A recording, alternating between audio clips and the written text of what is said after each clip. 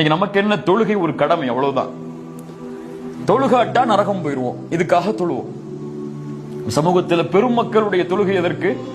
தொழுகலன்னா அல்ல நரகத்தில வேதனை தந்துருவான் நமக்கு.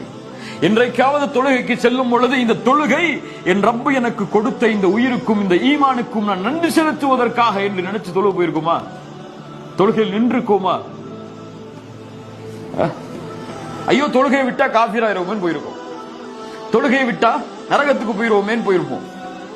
பெரும்பாலான மக்கள் இல்ல, மாஷா அல்லாஹ். ஆனால் என் ரப்புக்கு நன்றி செலுத்துவதற்காக தொழுகை என்று நினைத்தால் ரசூலுல்லாஹ் நினைத்தார்கள், இரவு முழுக்க நின்று தொழுதார்கள் தொழுகையை.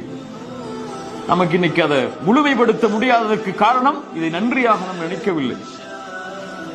அல்லாவிற்கு நன்றி செலுத்தினால் படைப்புகள் அனைத்திற்கும் நன்றி செலுத்துவான். அல்லாவிற்கு நன்றி செலுத்தலையா, படைப்புகளுக்கு நன்றியோடு அவன் வாழ முடியாது.